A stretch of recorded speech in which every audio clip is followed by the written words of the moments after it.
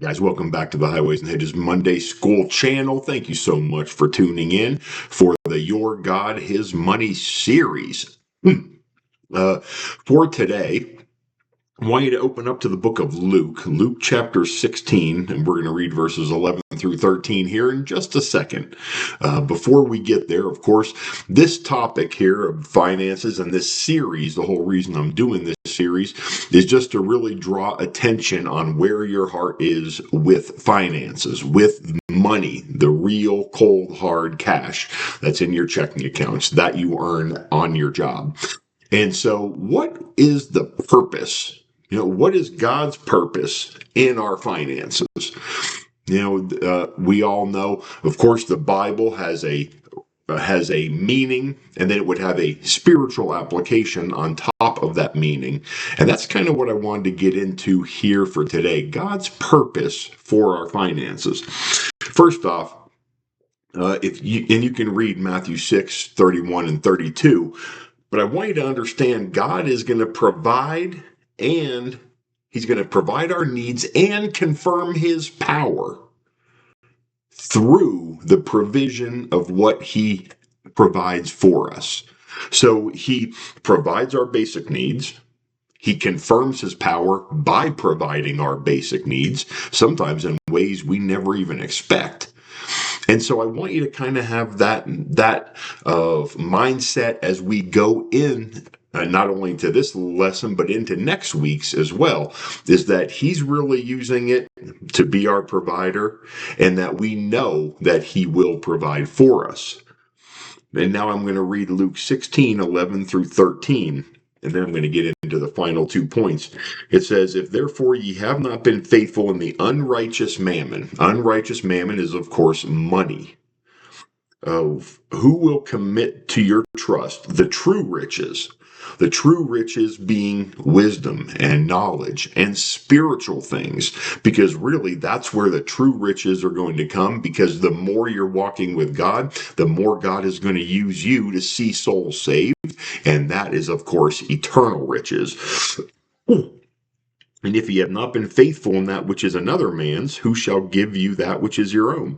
No servant can serve two masters, for either he will hate the one and love the other, or else he will hold to the one and despise the other. Ye cannot serve God and mammon." That mammon there is, again, money. So here Jesus is saying we can't serve both God and money. So what's the purpose for God allowing us to have finances?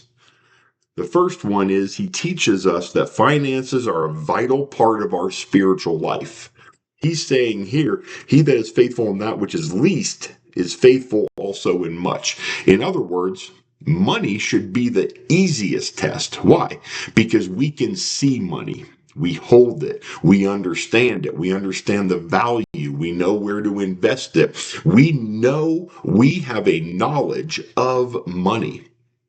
So therefore, if you are faithful in what you can see, then it's hopeful that this is what God is saying, is it at least builds that foundation that now you can start to give that money. We're going to cover that next week. And now you're going to help to unveil the spiritual blessings, and you're going to be very thankful for not only the money you have, but also spiritually what God is teaching you with that money. Last part is He uses finances to strengthen our faith. Strengthen our faith. You say, well, how is that possible? Have you ever had zero finances? I know we have. And I'm sure your faith either got weaker or got stronger during that time. If you are a giver of your finances and you use it to further God's kingdom and you use it wisely and you don't go into a lot of debt and you don't really serve money, you understand that you're already putting your faith in God because He's your provider.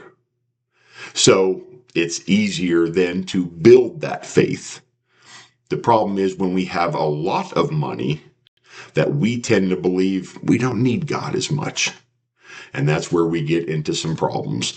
So really, God uses our finances to test our spiritual life and to strengthen our faith.